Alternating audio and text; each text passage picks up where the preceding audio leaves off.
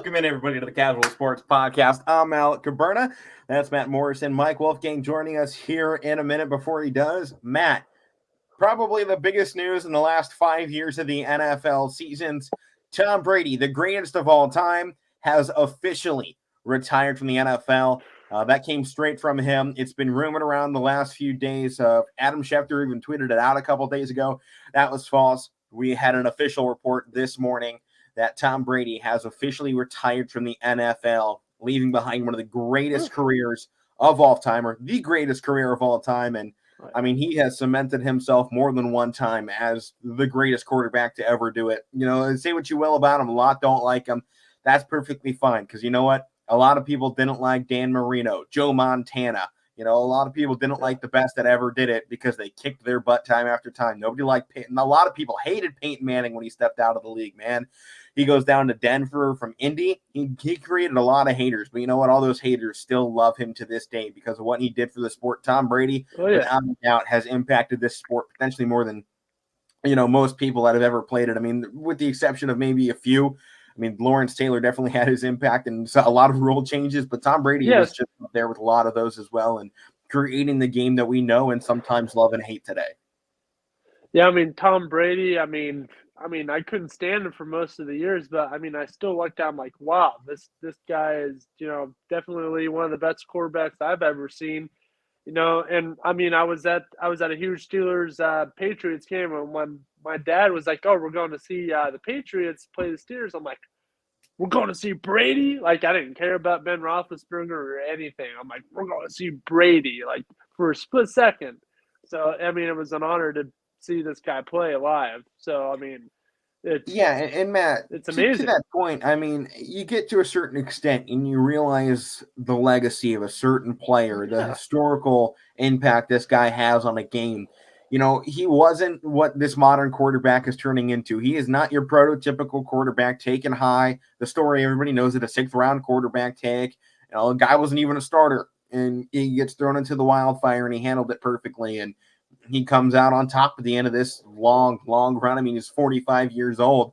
You know, he's almost as old as some of our parents out there, I'm sure, and older than, you know, around the age of, you know, a couple of our fans watching, most likely. But you know, he's been doing it as long as we've been alive. I mean, I'm excited for this new era of football, but I don't think we can welcome this new era without thanking the old for what they did. I mean, we're now, you know, losing Big Ben and Tom Brady, the last really of a dying breed of quarterbacks, the big-bodied,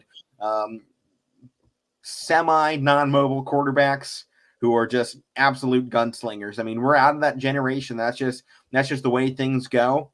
I mean, we're at this, you know, it's a young man's game. You know, the old men, they had their fun. They had played their time. They got their money, and now they're riding off to the sunset, seeing these new guys run around, sling that rock, and it's an exciting game. That's what we're at now. It's definitely a lot different than what they played when they were at their younger styles, but they lived through it. They adapted, and guys like Tom Brady, they didn't have to change their style to continue to be successful. And I hope that's just a message to all of the younger kids coming up through football right now. Just be yourself, because at the end of the day, no one's going to be better at being you than you. So, you know, if Tom Brady, if Big Ben, any of these guys are a lesson for the younger generation, it's just do what makes you play the best ball, because Tom Brady and Big Ben, they probably could have transitioned at some point in their career to try and become more mobile, change their style, start throwing fancy passes like Mahomes. They didn't really need to. They stuck to their guns. They sat in the pocket, and they slung that thing like they knew how to do. And at the end of the day, they won because of that. They won because they stuck to what got them there. So, you know, any young athlete, whatever you're doing right now, if you're winning games because of it, keep doing it. If you're the 6th man on a bench right now, averaging, you know, 8 points a game, and your team is winning, keep doing it, because a lot of coaches out there are going to see that you don't see yourself as an individual. You see yourself as a team. And when you're putting a team together in college and the pros, you want that person that can come in there and not think about themselves, not be that individual, and be that team player like you saw out of Tom Brady. That guy could have been so self-centered in his career hundreds of times. He took pay cut after pay cut in the Patriot system to be able to bring in defensive guys, to get his friends paid, to be a team and to allow them to be successful. And you saw 6 championship rings out of it and the 7th one down in Tampa Bay when he was still willing to take a pay cut. At that point in his career, Tom Brady could have gone down there and went, give me all your money and absolutely, hold Tampa Bay and ransom. He just wanted to play. He didn't care how much money he got. You know what? I'm not a team that wants to spend some money right now. I've never had a team that wants to do that. I've had a team that wants to, build a contender. I'm in a team that realizes, hey, we're probably a one and done type team, maybe a 2 and done. I'm going to go there. I'm going to have some fun. Let's bring in every single speedster, all these fun players and see what we can do. And they win a Super Bowl out of it. I mean, the legacy of Tom Brady is, it's unquestionable that he is the greatest quarterback, the greatest football player that has ever played the game. Absolutely. Just the legacy he's left behind. There may be guys that are better at what they do, but no one that has had the impact of Tom Brady and has accomplished what he has. Not one bit. My dad tries to argue with me that Joe Montana is the best ever. I'm like, man, the only argument he has is like, oh, Montana won all of his Super Bowls. I'm like, Dad, Joe Montana only went to 4. Brady went to 10. Tom Brady nearly finished with double that, so. Yeah, so just be quiet, old man. Just be quiet. But you know what? Some of the older generation, they're going to hold on to what they know, and I think that's up to us to hold on to this generation, this legacy of quarterbacks that we grew up with. Everyone talks about 30, 40 years ago, oh man, I remember watching Jim Brown with Cleveland. I remember watching Joe Montana and all these other guys. And now it's up to us to go. I remember watching Aaron Rodgers, Tom Brady, and Peyton Manning, and Ben Roethlisberger, guy after guy. Andrew Luck, despite the fact his career is short, he was still an impactful player. We got to see Eli Manning, who won multiple Super Bowls with the Giants, a team you look at now in irrelevancy. We saw the rise and fall of Cam Newton. We've seen dynasty after dynasty come in and crumble to New England. We've seen one of the greatest head coaches in Bill Belichick take a team with a rookie quarterback to the playoffs in a miraculous season, and did it a couple times, I think as everybody holds on to their own glory years, our generation may have the best glory year. It's up to us to make sure people don't forget at this point what they saw. Just like it's up to us to make sure, in other leagues too, because there's a lot of great players from our history in every sport across the board. Obviously, Jordan in the NBA. It's up to our generation to remember the new players, the next ones that stepped up. Whether you want to say it's LeBron or Steph Curry, whoever it is, it's up to your current generation to remember these players. And I just hope in the next 20, 30 years, when we go to tell our kids, hey, man, I remember watching Tom Brady, and they went, you got to watch Tom Brady, just like me as a Browns fan, you go, you got to watch Jim Brown, or as a Buckeye, you got to watch Archie Griffin, Eddie George. Yeah. You're in one of those periods now that you look back on in 40 years and you just go, I got to see that. I got to see it live. We didn't get to see Jordan. We missed out on that in the NBA. We never got to see that man live. But we've seen LeBron James. I know I'm not a particular fan of him, but he's still one of the greatest NBA players, and we've seen him. We saw Kobe for a good bit, but the majority of his career was at the youngest ages. But we've gotten to see the greatest football player to ever play the game. And that's something, maybe that has to at least hold up for the next 20 years. You're going to be able to say 20 years down the line, Tom Brady is still the best of all time, because no one's going to have 7 titles in the next 20 years. You can probably guarantee that. It's nearly impossible. It took him 20 years to get there. 22. Yeah, 22 seasons to get 7 Super Bowls. Yeah, 21 seasons. But, I'm 22 years old. He's been playing my whole life. And when you see quarterbacks that have been playing this long, like Brady and Roethlisberger, you just think, oh, they're going to play forever. Then when they retire, wow, we're getting old. Right. We're getting old. We're talking right now is the next stage of veteran quarterbacks once Rodgers gone. He's the final one of that generation, really. Matthew Stafford, who was taken in 2009, who's only 33 years old. The guy's 12 years older than, 12 years younger than what Tom Brady is at his retirement age. So, we're probably going to see Matt Stafford, quit here in the next few seasons. Kirk Cousins, who obviously hasn't been here, too long. 2011. He's an established, veteran quarterback in the league. He was a fourth round of the 2012 draft, and he was a backup to fellow rookie Robert Griffin III. Russell Wilson as well. That's your next veteran class. Those are our veteran quarterbacks, and it's crazy to say we're talking about guys like that as the next set. But, I don't think they're going to be as dominant as this last set that we just saw leave, because I don't know if we're ever going to see a quarterback group as great as we just saw in these last few seasons with just the legends. I mean, you look in the last 6 years, the 3 greatest passers of all time retired. Peyton Manning, Drew Brees, and Tom Brady. Undeniable, the 3 best passers. They hold all the records. And Ben Roethlisberger is 5th. Right, and then Aaron Rodgers, of course, up there as well. He's still in it, but once he leaves, Brett Favre too. I mean, his predecessor. Yeah. We're never going to see this level again. We're going to see a lot of great plays, a lot of great quarterbacks. Obviously, you look at Mahomes and Allen as the next guys with Jackson and Burrow to be that next set to step up. But I don't think we're ever going to see the greatness we saw out of this generation of quarterbacks. So, one final time, it's a tip of the cap to guys like Brady who set the stage for what will be, our careers. These are the guys that left that initial impact on the game for us to look back. Tony Romo as well, a guy that left more recently who had a very successful career with the Cowboys. He did all right. No. But I just, it's so crazy to think now. I'm so excited for this next generation because, as I said, it's been Brady or bust our entire life. And now you just wonder, man, we got an open league. Who's taking over the top dog spot? Who wants to be that team? Because the NFC doesn't have one. The AFC is probably the Chiefs as the number 1 team to look at for the next few years. But obviously the Bills are on the rise. The Bengals are on the rise. They're going to the Super Bowl, with the second-year quarterback who might as well be a rookie. I mean, he played, 5 games, 6 games last year before going down. He got looked up for the Chargers, too. Herbert. Yeah, I mean, Herbert's but I'm so interested to see who wants to step up next, who wants to be the next top dog, especially after Rodgers goes away. I think Rodgers now, going into next season, he's at his best point ever to win a Super Bowl. Yeah. All of his experienced vets are gone. Especially where he goes. The elder statesman. Doesn't matter where he goes either. Next season, Aaron Rodgers, he better win that title or else he's going to have a lot of problems. If he can't win one with all those other guys out, I don't know how he won one in the first place.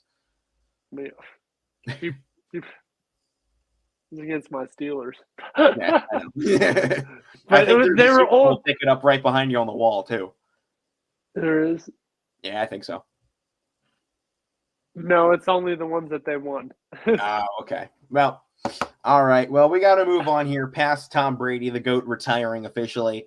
Let's go in here. What happened last night in high school basketball? I guess I'll kick this one off first with the Cardinal Mooney girls basketball squad in a great shot right now to take home the Steel Valley Conference, despite having a season right now of just 10-9. They came up great against the Southeast Pirates last night. It came down to the wire. I mean, it was a tough physical game, and Mooney came out on top at the very end. Those girls were very exciting to listen to. They're not always the most exciting team to call. I said that a few times on this broadcast.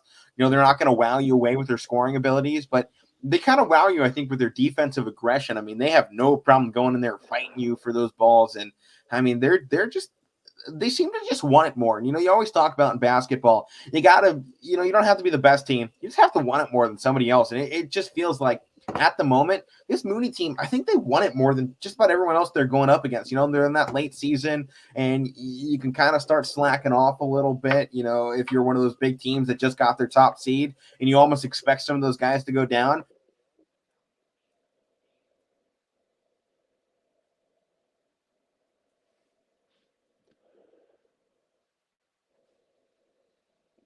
I don't know if he's still here. I don't know if anybody can still hear me. It looks like Alek cut out here. Oh no. Yeah, no, I'm back in here. I don't know what happened. For the slightest second, there was 2 of you on the screen. You mean like this? Mike Wolfgang added to the show. I don't know what happened. My entire what happened there? My Chrome webpage crashed here. There still is another one of me in here that apparently for some reason. But as I was saying here, Southeast was coming into this game as a 10-2 team. That is some awful noise going on there. Of course, we have technical difficulties. I don't know why they've been adding up on my end.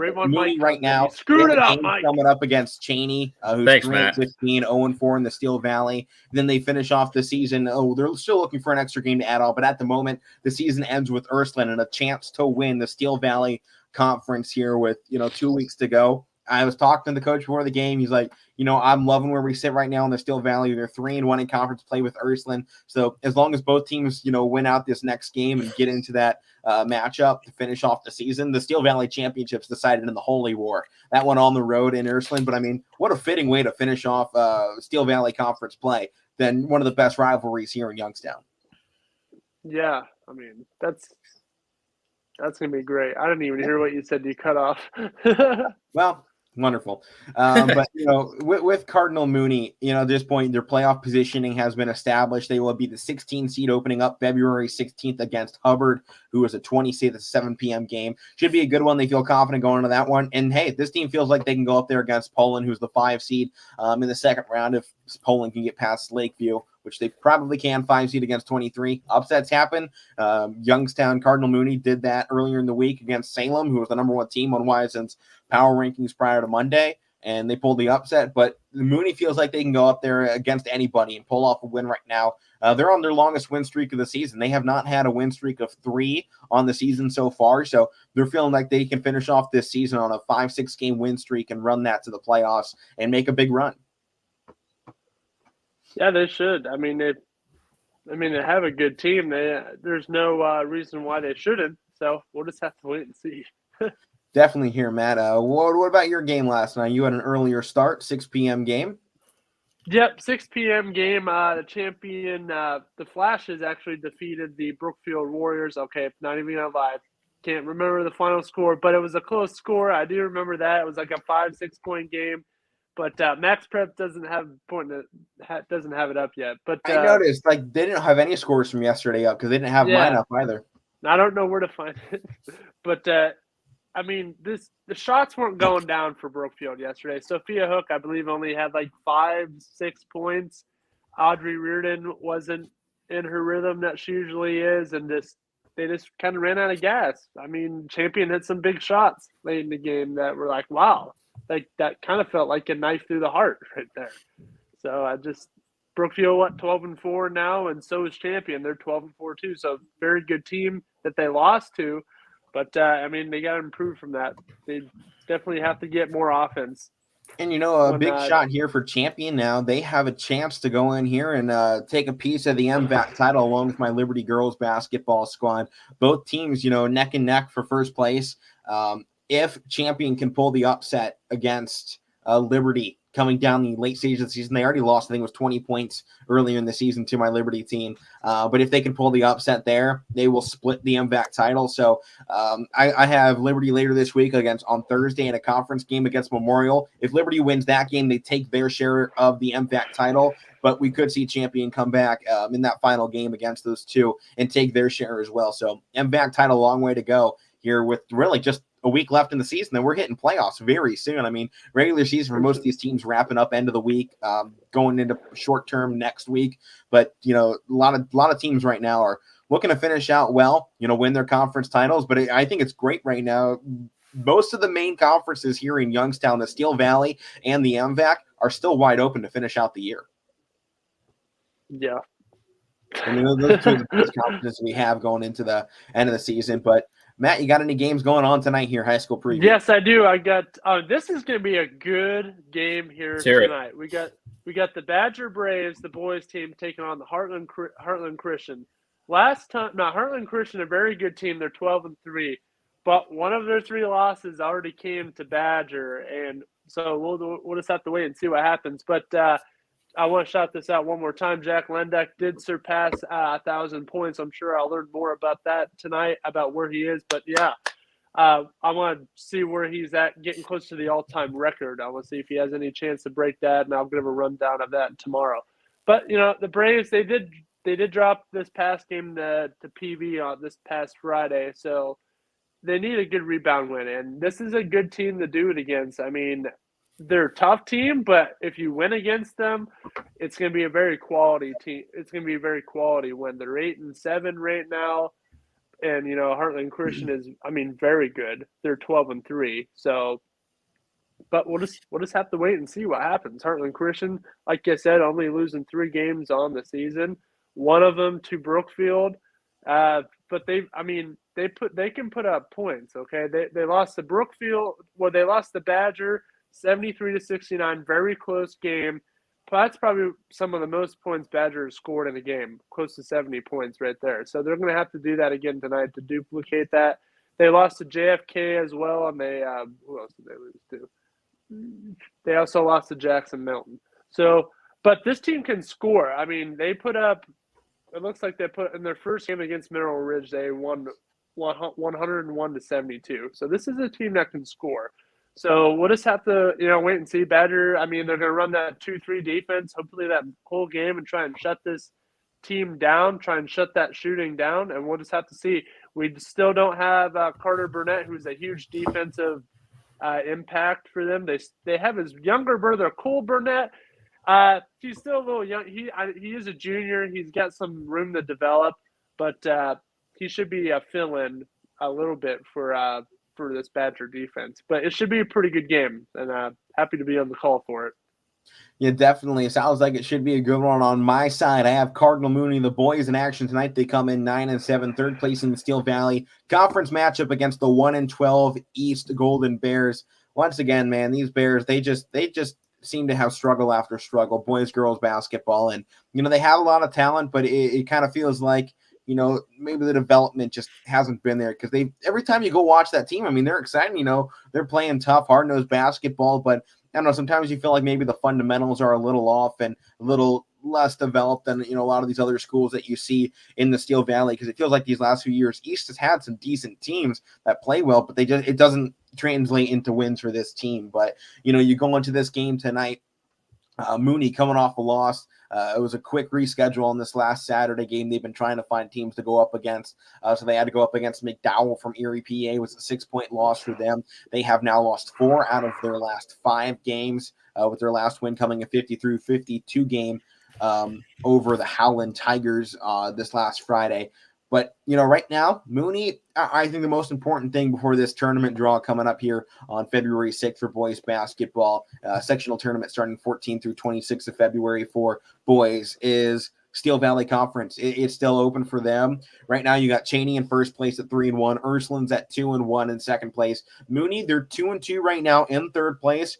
Right now, what they need is to win out, obviously, which would put them with a win over East and East and Ursuline here to finish out the season. So that would be huge for them. And they need Ursuline to pull off a huge upset over Cheney here. Another game going on tonight. Should be a great one here on YSN. Ursuline and Cheney, Steel Valley, first place potentially on the line there. And what that would do is Cheney would finish the season at 4-2. Ursuline would finish the season at 4-2. And Mooney would finish the season at 4-2. We would have a 3-way split for first place in the Steel Valley Conference. Whew. There's only 4 teams in it. There's only 4? There's only 4 teams, and 3 of them would tie in first place at that point. Or at least have the same record. It would have to go to tiebreakers if they don't just split it up 3 ways. East right now, they're 0-3 in conference play, but hey, they got a chance to cause some chaos here if they can find a way to pull off a win. I mean, it seems far-fetched with, the way they've been playing against some of these teams, but I mean, the last time they went up against Cardinal Mooney, it was 59-28. They lost to Cheney 72-24, and they lost to Ursuline 78-38. So things aren't going their way. But you look at the rest of their season, they can pull a win against Mooney, Ursuline, and Cheney in these next 10 days. So, I mean, if they can do that, they're going to cause some chaos and completely shuffle the Steel Valley Conference. And, Matt, I think we've seen weirder in basketball throughout, not just broadcasting careers. We've seen some weird things. In sports in general. I think you see weirder stuff all the time than, a team 0-3 having a bad season that just messes everybody up. I mean, look at what the Jaguars did. The Jaguars and the Lions and the NFL. They screwed some people's seasons up, man. They did. The Jets, too. Bad. Found a way to win because they wanted it more. And so, I mean, that should be a good one tonight. Senior night as well for Cardinal Mooney going up against East. Hergenrother should be going off for a big night here in his one of his final senior games. Should be awesome to see senior night. That'll go live 6:30 from Cardinal Mooney. I'll be on the call at 7. So that does it for the high school preview. And let's get into the main event of the show, the college basketball top 10s here. Guys, had a lot of top teams go down once again. What are your thoughts here before we get into things? Mike, go ahead. You haven't said a lot of parity, man. A lot of parity. Yeah. You gotta like it. I mean, just when you think somebody's heating up and they're the best team, they slip up and lose a game. But we're still waiting for Auburn to do that. This is their second week at number 1 or at the real ranking. So it's pretty interesting. I like it. I mean, I don't know how you cannot right now. I mean, we're seeing great play all around. I mean, upsets galore. I think as a college basketball fan, it's kind of what we live for. We live to see upsets. It's kind of just what this league is kind of built around, right? I mean, every time you expect something, you really need to start expecting the unexpected when you watch college basketball, because they're just going to make you question everything you think you know. Yeah, Matt, that is absolutely the Penn State true. hoodie on. They got that big win last night. Oh, yeah? You didn't see it? No, I didn't see it. I was watching the Cavs. Oh, dude, you didn't hear about it? Double OT victory over Iowa. Oh, geez, really? Well, Iowa's their not March last year, Madness but still, I mean, right it was there. good to get a win. It was good to get a win, then. That's good.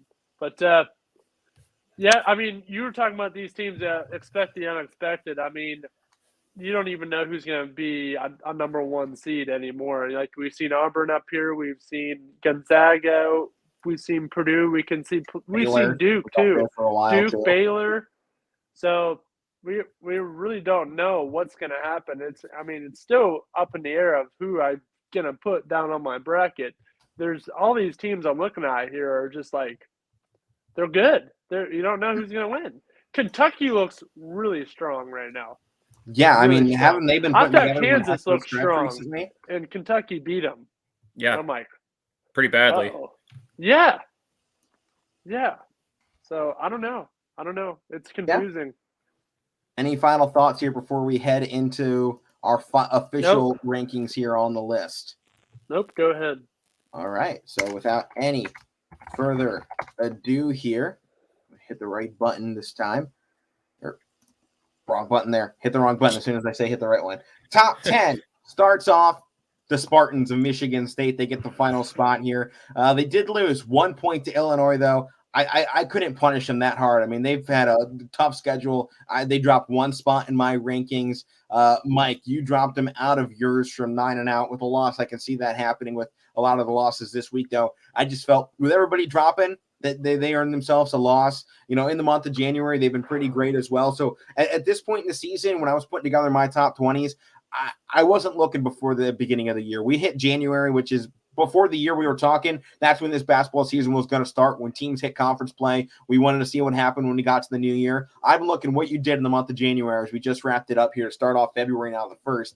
Well, what did you do in this last month? How did you impress me? Who did you beat? Who did you lose to? And Michigan State, to me, they still sit at one of those strongest teams out there in terms of how they played. I mean, it's hard to find a lot bad with what they did. I mean, can you really say a 1-point loss to Illinois is all that bad when they came off a 12-point win against Wisconsin? Then they beat their rival in Michigan by nearly 20 this past Saturday.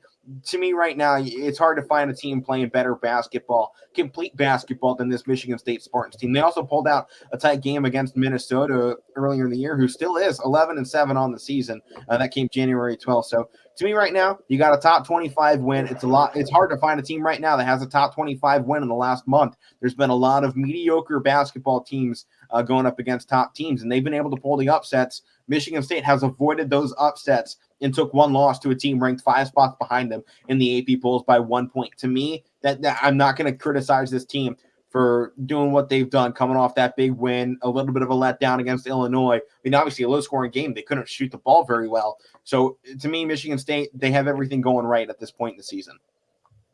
Yeah, they're a pretty strong team. It just, I don't really have the main reason for dropping them out, but, your 1 point loss to Illinois. Illinois is a very strong team. I just felt like teams had maybe a little better fit in the top 10 than they did.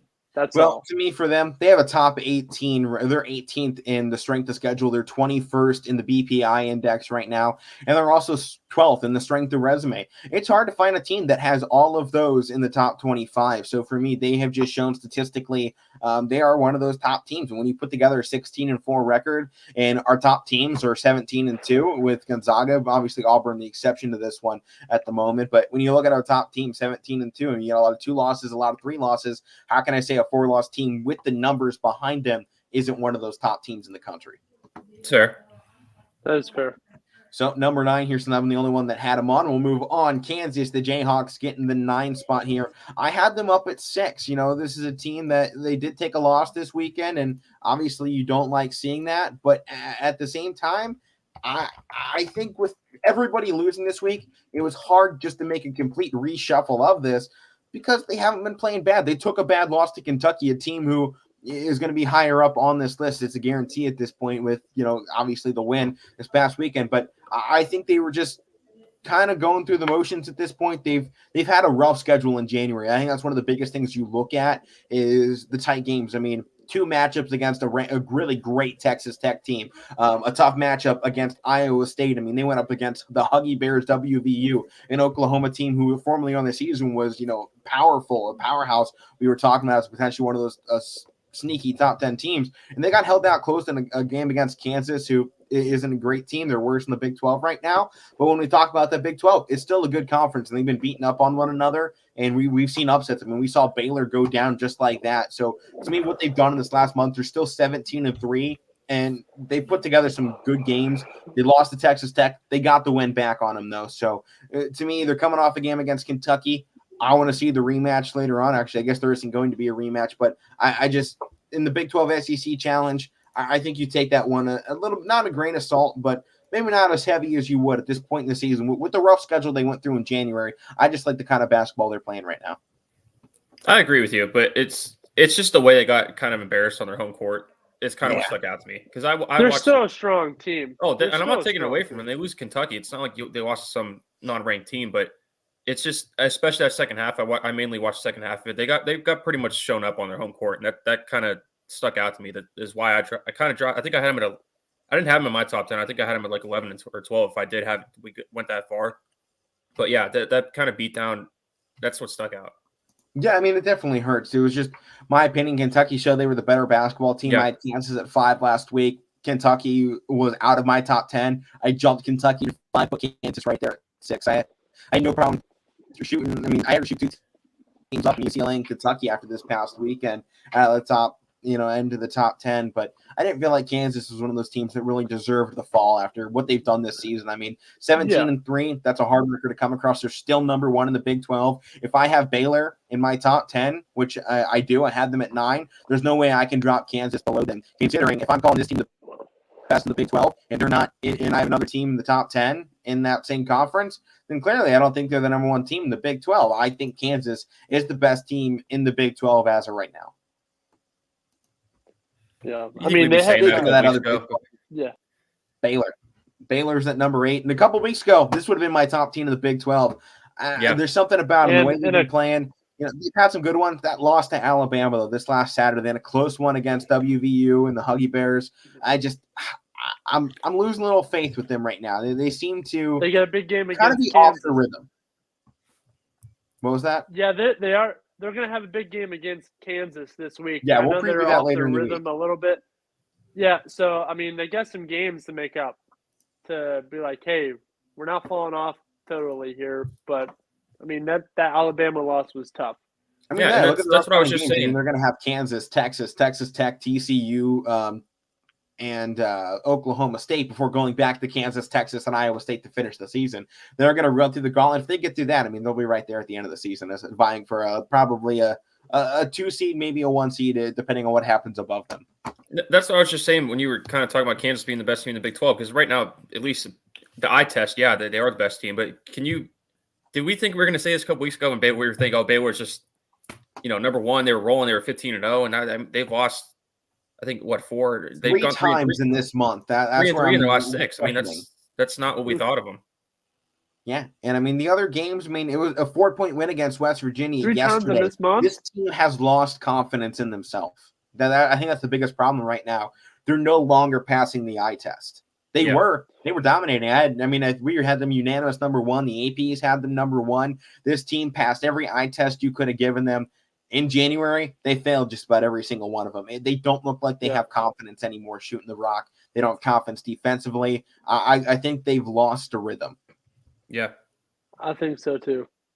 And I think maybe coming out of this Big 12 SEC Challenge, I think we may have just showed potentially the Big 12 may have been a little overrated. I mean, the SEC won that 6-4, and with the way we've been talking about the Big 12, you would expect them to have taken that 7-3, 8-2. With the strength we were talking about, the SEC just showed up there and went, not so fast, Big 12. And I think we have to start questioning a little bit about what that Big 12 is, because we're looking at their top teams. I mean, number 2 in the conference has lost 3 times in the last month.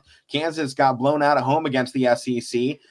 I mean, if your top 2 teams go down to the other opponent's top teams, I mean, can you really say you're the better team? I mean, the better conference. I don't know if we can say the Big 12 right now is on top of the college basketball landscape anymore. I mean, not with the fall-offs we've seen from Iowa State as well. Yeah, I was going to say that. They've looked pretty vulnerable too. Yeah, they now have just 5 teams out of their 12 that still have a winning record in conference play. Oof. And like you said, when you have a challenge like that and you lose, it's what, 6-3 it was, the final tally? 6-4, I think it was. 6-4. I mean, it's not like it's a blowout, but it's right. 6 wins for one conference. That's where I always kind of stayed with the Big Ten. Big Ten's one of the strongest divisions. I mean, we haven't seen them really lose a lot of these big games like that. Maybe, I think, are we going to see one of those matchups? Like we already had the ACC challenge earlier this season. Okay. They start off with the Big Ten ACC. Okay. But no, I think Big Ten is going straight conference play rest of it. Yeah, I think. Yeah, it looks like it. Looks like it. Yeah. So. Yeah, but I mean, I think the Big Ten won that ACC matchup earlier in the season. I think that one went like 7-3 or 6-4 as well. I mean, I definitely think, I know the ACC is having a down year, but it kind of puts the Big Ten back in that position to reclaim that top conference spot. And it's going to come down to March Madness of whose conference plays the best. Yeah. Well, moving on here on the list to number 7, the Houston Cougars once again. I don't know. To me, this team, they're just winning. And I think they're just at a point, a 10-game win streak. They're 18-2. I couldn't move them up after this last week. They didn't really do anything that impressed me. I mean, they had 2 wins against 2 sloppy. They had 2 wins against 2 of the worst teams in their conference. UCF is 4-5 in conference play, 12-7 overall. Yeah. And then Wichita State and ECU. And then there's a close game against Tulsa, who the worst team in the American Conference. Right now, the American Conference, they're not as great as they are in a couple of the other, sports. Cincinnati, they're having a good time. So is SMU. But outside of these couple of teams, I just don't think there's very much faith right now through the American. Houston, they're a good basketball team. I had them up there earlier. I have them on here because of what they were doing earlier in the season. If this team hadn't gone up against big-name teams like Alabama and lost by 1, they beat Oklahoma State. They beat Oregon. They handed Oregon a 30-point loss and a 2-point loss to Wisconsin. I don't think I'd be putting this team up here in the top 10 because outside of those opening months, they really haven't done anything since the start of the new year. That's obviously going into conference play, and that's what they've been kind of like Gonzaga. Gonzaga. They're just going through the motions right now. I think it's just an 18-2 record that sticks out.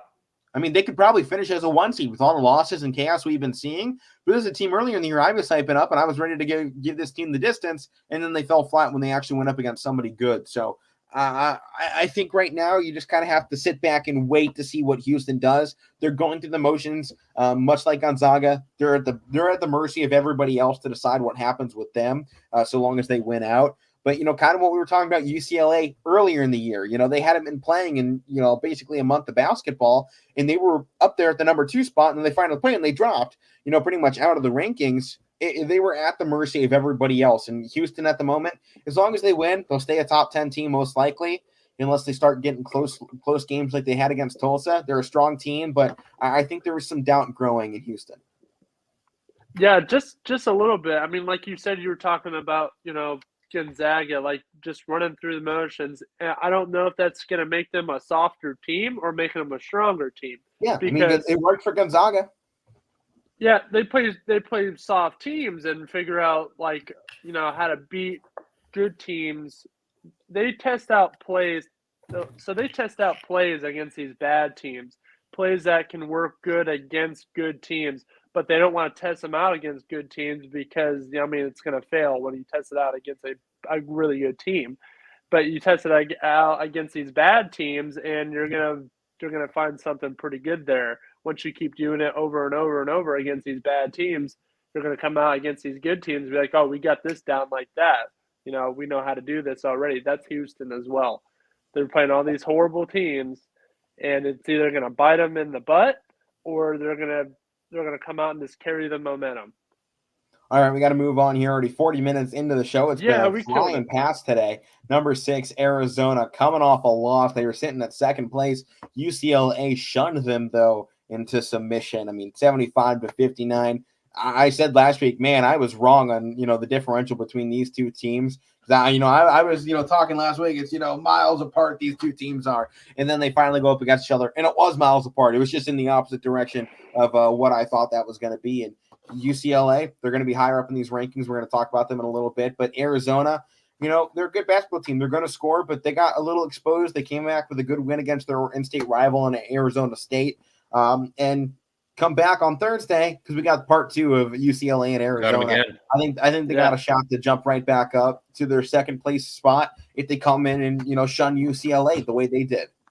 I think that's what they need to do is come in and kind of. It'll be back at home as well. That's what I was going to say. It's at home too. Right, I think it's what they kind of need to do is come home and set the tone early and kind of let them know what happened. We're going to do the same thing to you in this game at our house. So if Arizona does that, then I'm going to look at them the same way that I did before they lost. But if UCLA does this twice, then I'm going to be like, okay, maybe they're not as bad as I thought because Arizona knows what they're doing. They do. I thought they were a complete team. Maybe tough next 2 games for them too with UCLA, and then they have USC too. One loss like that, I mean, it can be like, oh, you're going to lose those games. It's just a slip up or whatever. But they lose that again, they have to split it. It's like dire that they win this next game to prove more that, like, hey, you could say that for UCLA that last too. game wasn't a slip up. We don't slip up, Yeah, so for sure. Moving on here, though, in the rankings, number 5, the Boilermakers, and maybe one of the biggest teams I disagree with, having them as high up. I have them at 8 in my own personal rankings, and I obviously went through my rundown of how I was putting teams together last week and a little bit more this week. I was shuffling these teams around, and it's still that game against Indiana sticking out for me. They've had 3 straight great ones, though, since then against Northwestern, Iowa, and Ohio State. They beat my Buckeyes, so maybe I'm a little butthurt about that. But to me, I still think we have to look at what you've done in conference play to really assess how good of a basketball team you are. To me, I don't know how I have this team as a top 5 team if you're 4th in your own conference. And the Big Ten, I think this is what makes them so elite and why I think they're probably at this point the best conference we have is you have 6 teams. The top 6 teams all probably could be inside of the top 20. Between Wisconsin, Illinois, Michigan State, Purdue, Ohio State, Indiana, I'd say pretty confident. I'd send them up against anybody in the nation to go win a game because any one of them on any given night can do it. I still think Michigan State, though, Penn State is the best team in the Big Ten. I know Illinois and Wisconsin have the better records than them, so maybe I'm showing a little bias there. But I think Wisconsin, they've had a little bit of an easier slate this last month, especially with this another loss they took this past week. I like Michigan State the best out of the Big Ten. I have Purdue as my second best team in the Big Ten right now, despite what the records say. I agree. And I agree. It's a team that I've liked all year. You guys know that. And like you just said, Alek, I like the 3 wins they just had. I mean, especially the Iowa and Ohio State wins. That Ohio State one was tight. They pulled away at the end at home. They get that Iowa win on the road. So Iowa's still a 14-7 team. Yeah. And by the way, that was just their second loss they've taken at home all season. Yeah. So especially at home. They're tough to play at home. I think we talked about that before, but I definitely like the last 2 wins. And you guys know I've liked them all year, so I'm gonna keep rolling with them. Yeah. I think I had them. Any Big Ten win is a tough win to get. And the fact that they pulled 3 out of the last 5 or last 4 against Big Ten teams. Yeah, and then the one before that, Matt, too, was a 96-88 win over Illinois. They've definitely been playing great basketball, and that's why they're so high up. Yeah. But to me, I still have just Michigan State edging them out a little bit, and that was because Purdue lost to Wisconsin, Michigan State beat Wisconsin. And at the moment, Illinois is now kind of that tiebreaker team, and that would send it towards Purdue. So I think I'm waiting out another week or so because I have those 2 right next to each other in the rankings. So those are going to flip for me at some point. They're at 7 and 8 on my side of this. And obviously that's going to, get changed up. It's not going to stay like that the rest of the way out. But I think that'll create a great matchup on February 26th, really to end out the month for Purdue. They go into East Lansing to take on Michigan State. Yeah. Oh, yeah, that'll be good. Well, number 4, one of the best basketball teams we're seeing right now, Kentucky, coming off the massive win over Kansas. Everybody knows how they've been playing. The only downside to them is that loss on the 22nd to Auburn. It was a 9-point loss. It's really one of the closest anyone's played to Auburn all season. They've really been on a tear, as we're going to talk about later on. But I like this Kentucky team. Second to Auburn in the SEC, who is definitely making a claim right up there with the Big Ten as the best conference. I mean, they just shut down the Big 12. And you look at, their squads, well, they don't have a lot of teams with winning in-conference records. Pretty much everybody besides Missouri and Georgia have winning records overall. So, I mean, it's definitely a solid conference. They've had a lot of easy wins in there. But, I mean, when your number one team is on a 17-game win streak, your number 3 team's on a 6-game win streak, and you have Kentucky undefeated at home just beating the number 1 team in the Big 12, I mean, you're clearly seeing a dominant top 3 teams out of this SEC conference, and Kentucky's really making a stand right up there against Auburn. And I think that, if anything, it's just going to ignite a fire for what's coming up for this Kentucky team against Alabama. I mean, they're taking on Florida, Tennessee, a ranked LSU, Arkansas, Alabama again, and then they'll finish out the season Ole Miss and Florida and what should be some good games. I'm very interested to see what happens with this Kentucky Wildcats basketball team. I think it's just a shame we won't get to see Auburn versus Kentucky one more time this season, because I think you play that one again and it's in Kentucky. I don't know you're beating them at home. I mean, I don't know. Kentucky's strong. The season. They've lost 4 games, and I'm like, how'd they lose 4? How did they lose 4? They flipped the switch though. It's these last few weeks. Oh yeah, they're different. They're different. They lose to Auburn, but it was only by 9. That was losing. They lost to Duke, their first game of the year. They lost to Notre Dame and LSU as well. But I don't think that's the same team anymore that lost those games. Even from that Auburn game, there's something about them that feels different. And this game against Kansas, I think, just showed that there's something going on in Kansas, and they just seem to have a new energy, a new life coming out of that program. Yeah. And like I told you guys for the rankings, they beat Kansas, especially in the second half. It was pretty ugly. All right, go to 3. Yeah, we got to go on to 3 here. UCLA, no surprise to take a huge shot up in the rankings. Matt, you had them at 2. Mike and I both at number 3. I mean, they just murdered Arizona, our number 2 team. I couldn't, with Auburn and Gonzaga being really the only teams in the top 10 that didn't lose, I couldn't rationale having UCLA jump over Gonzaga into this one. So I left Gonzaga at 2, and that runs down the rest of the list here for that as our top 3 teams: UCLA, Gonzaga, Auburn. I just think we got to this point. I couldn't let Gonzaga slide when they still won. So right now, I mean, if Kentucky comes back and runs the rest of the schedule, and UCLA does it as well, Gonzaga will probably drop to 4 at that point, because you'll have way better quality of wins for UCLA and Kentucky than Gonzaga will. But at the moment, Gonzaga is getting the benefit of the doubt, being that number 2 seed, because we know what they did last year. So I don't think we can doubt them for what they're doing in the WCC because of what they did last season and making that title run. When everybody said, I mean, they were a 30-1 team and they went into the playoffs, and I went, they're going to be like a 3rd-round exit. There's no way this team's making the distance. They're not that good. They're overrated. It's overhyped, and they made the run anyway. So Gonzaga right now, they're a benefit of the doubt because of what they've done in the past to show us not to worry about what happens in conference play. Yes. Yep. All right. Well, that gets us out of the college basketball top 10. Let's go ahead and take a quick preview, though. I guess we're going to have to rapid fire some of these. First one going up, used to it. Kansas, the Jayhawks in Iowa State. To start things off, Big 12 play 7 p.m. tonight. Coming into this game, I think Kansas, they've been playing a lot better in conference play.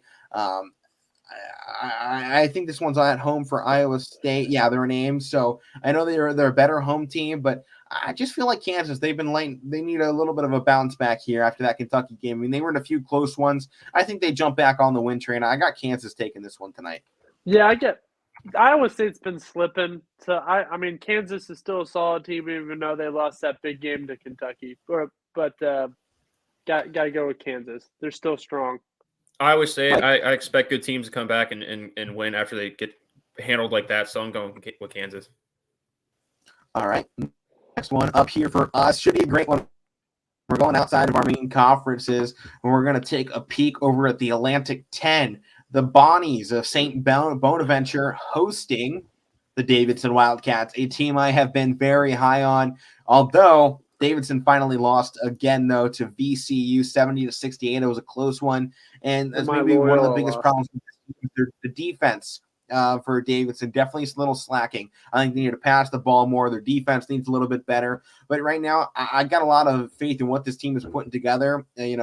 Hyun-Jung Lee has been great for them this season, shooting 50% on the season, 16 points per game. He's definitely been holding down the rock. And, we saw what happened last time Davidson was a good team and made a big run. We got a superstar out of it in Steph Curry. So I like Davidson to win this game. I mean, the Bonnies, they're 4-2 in conference play. They got some great players on their own side. I mean, their scoring averages are just below, and their defense is right around the same. It's just the defense a little bit worse, offense a little bit worse. They've only won 3 out of their last 5.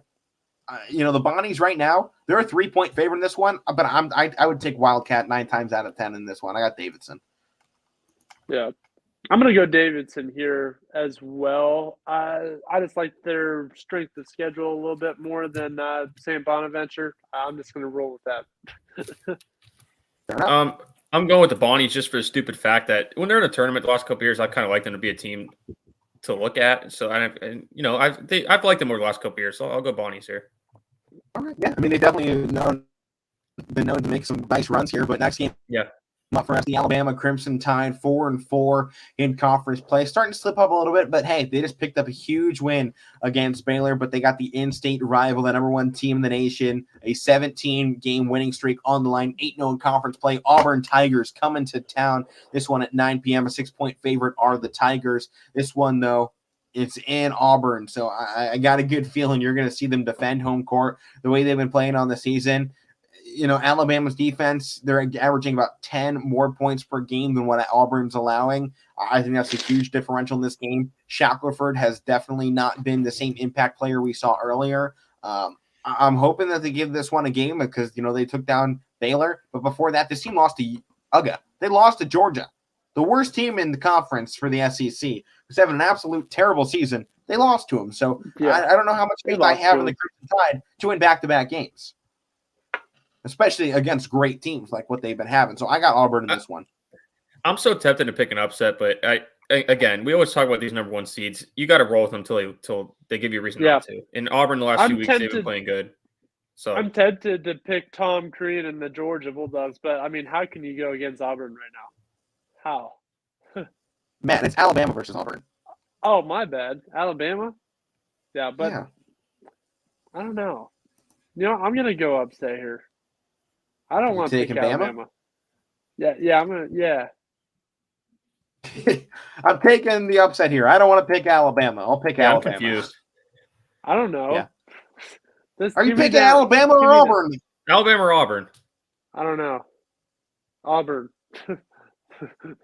Oh, my God. Okay. Well, moving on here Auburn for us as Matt can't make up his darn mind. Texas versus Texas Tech, a great game for the Big 12. Both teams 16-5, both 5-3 in conference play. Tim Allen, still the leading scorer for Texas. I don't know how. He's averaging 12 points per game. He's also the leading rebounder.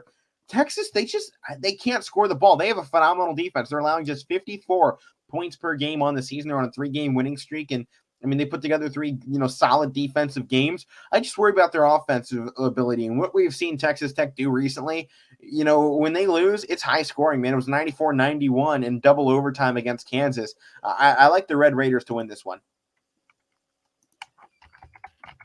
I'm going to go Texas. I'm going Matt, Red Raiders. Texas teams. That doesn't make any sense. Yeah, still. You always pick Texas. You always go the main Texas team. Texas Tech is not the main Texas team. That's not true, but make your pick. I'm going the Red Raiders.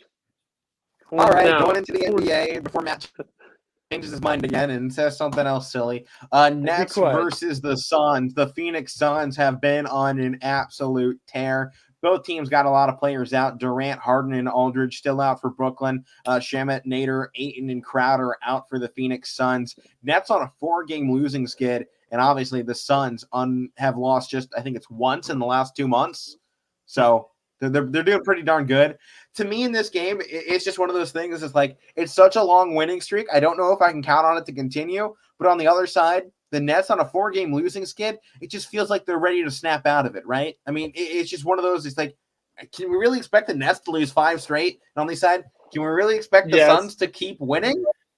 Yes. I mean, the Suns right now, a 10-game win streak. They went on a 21 earlier. win streak earlier. So, I mean, I think you can expect them to play well, but I think it's hard to say that the Nets aren't going to, make a run for this game. I think Kevin Durant being out definitely hurts, though. So, obviously not having James Harden either. He's on a day-to-day. I think it hurts. So, I'm going to go with the Suns in this one because they won't have the firepower without those two guys to take down. That's why I'm picking the Suns. Nets have too many injuries.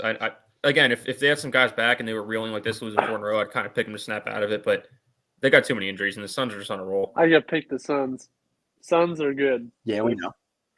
NHL preview: Sharks and Lightning. I'm going to go ahead quick on this one. Lightning 7-2-1 on their last 10 games. I mean, they've definitely been rolling right along. The Sharks, they're starting to slide again. They're now 4-4-2. They are on a 2-game losing streak.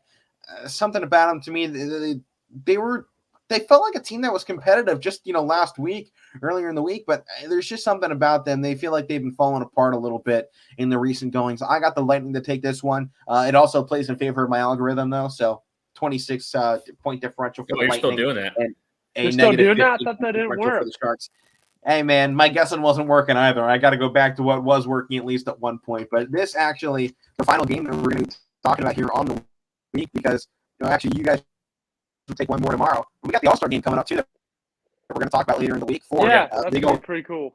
Thursday, Friday, Saturday, Sunday. They got off. So after your guys' show on Wednesday, it'll be the last NHL game of the week before we go talk All-Star break. Yeah, it's in Vegas. Lightning here. What do you guys got? I'm taking the Lightning too. They're just a strong team. Got to go with them. Alec, you said your guessing wasn't working. Mine doesn't work either, so I'll just roll with the Sharks. Oh, you're flipping it? Yeah. Oh, okay. Hockey's too hard to pick. I'll just pick against you guys. It's easy. It's easy? Right, are you kidding? I'm fine with that, but that's going to do it here once again for the Casual Sports Betcast. You can find Matt and I each calling separate games tonight. I'm at Cardinal Mooney. He's up there with Badger. Should be 2 great games on set. Playoffs just around the corner. We'll be in full coverage here on YSNLive.com. Power Hour coming up next. Have fun here with the rest of the Casual Sports Podcast. We will see you all tomorrow for the M&M Wednesday edition of the show. I'll be back Thursday and Friday to wrap out the week. But that doesn't here. Happy February, everybody. Peace out.